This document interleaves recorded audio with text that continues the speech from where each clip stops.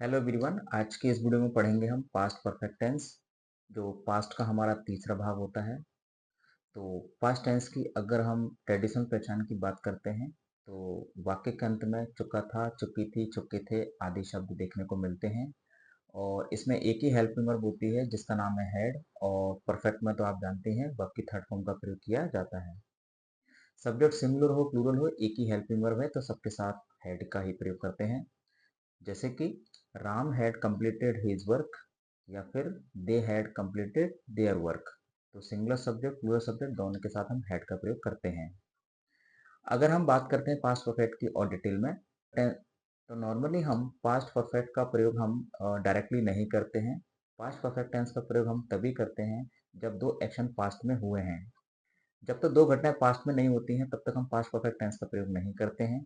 वो इसलिए क्योंकि जब दो घटनाएं पास्ट में होती हैं तो हम इनको एक ओल्ड पास्ट और एक न्यू पास्ट के सेक्शन में रख करके पास्ट परफेक्ट का यूज करते हैं। दैट जैसे एग्जांपल समझते हैं। The patient had died before the doctor केम। तो इसमें दो एक्शन लेके चलिए, एक डॉक्टर का आना और पेशेंट का मरना। इसमें दो घटनाएं घटी हैं। तो जो पहले पेशेंट का मरना है वो एक्शन पहले हुआ है तो इसको हम ओल्ड पास्ट बोलेंगे, और डॉक्टर बाद में आया है तो जो हमारा न्यू पास्ट हो गया। तो ओल्ड पास्ट को हम यहाँ पर पास्ट परफेक्ट से लेके चलते हैं। तो इसका ट्रांसलेशन बनेगा the patient had died before the doctor केम।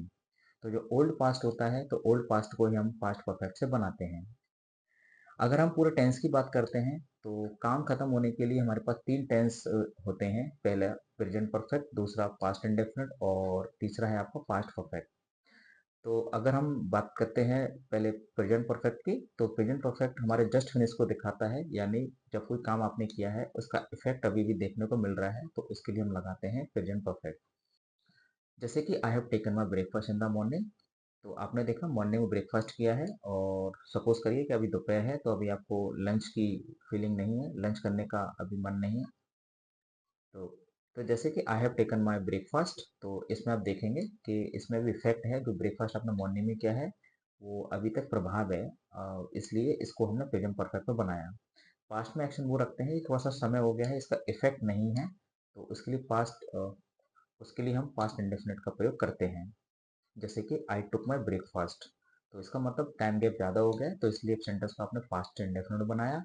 और अगर हम पास्ट परफेक्ट की बात करते हैं तो दो एक्शन जब पास्ट में होते हैं और ये दिखाने के लिए कि ये एक्शन पहला हुआ है, जो एक्शन पुराना है, तो पुराने एक्शन को दिखाने के लिए हम पास्ट परफेक्ट का प्रयोग करते हैं।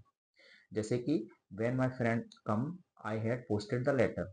तो आपने देखा जब मेरा दोस्त आना, जैसे कि जब मेरा दोस्त आया तो मैंने वो लेटर पोस्ट कर दिया था। तो जो लेटर पोस्ट करने का काम है वो पहले हो चुका था, तो इसलिए वो ओल्ड हो गया, और मेरे फ्रेंड का आना बाद में हुआ है तो उसको न्यू पास्ट में हमने रखा।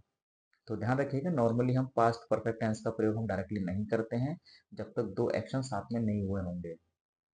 तो पास्ट परफेक्ट के अंदर कुछ यूजेस भी हैं, तो कुछ यूजेस की बात करते हैं। तो सबसे पहले तो हमने जाना कि जब दो एक्शन पास्ट में होंगे तो सबसे पहले हम क्या करते हैं, ओल्ड पास्ट को परफेक्ट में बनाते हैं।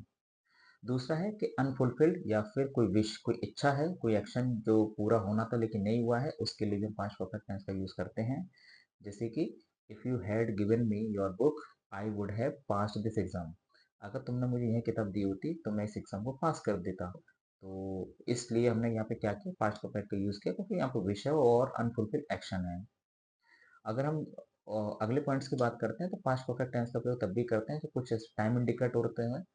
कुछ टाइम इंडिकेटर होते हैं, तो कुछ टाइम इंडिकेटर के हिसाब से भी हम पास्ट परफेक्ट टेंस का प्रयोग करते हैं। Since, still, already, till, before, तो इनके लिए भी हम हमेशा पास्ट परफेक्ट टेंस का यूज करते हैं। जैसे I had already read this book. तो यह किताब मैं पहले ही पढ़ चुका था, तो इस टाइप के टाइम इंडिकेटर के लिए भी हम पास्ट परफेक्ट टेंस का प्रयोग करते हैं। तो गाइस तो गाइस आपने देखा कि पास्ट परफेक्ट टेंस हम इन कंडीशन में प्रयोग करते हैं। टेंस को पढ़ना इसलिए ज़रूरी हो जाता है क्योंकि सारे पार्ट इससे रिलेट करते हैं। अगर आप ट्रांसलेशन वाले पार्ट की बात कर रहे हैं या ग्रामर वाले पार्ट की बात कर रहे हैं तो दोनों ही सेक्शन हमारे लिए इम्पोर्टेंट है। दोनों टॉपिक की स्टार्टिंग हमारी इस टॉपिक से होती है, तो इसलिए टेंस को पढ़ना बहुत ज़रूरी है। तो सबसे पहले हमें टेंस क्लियर करनी चाहिए।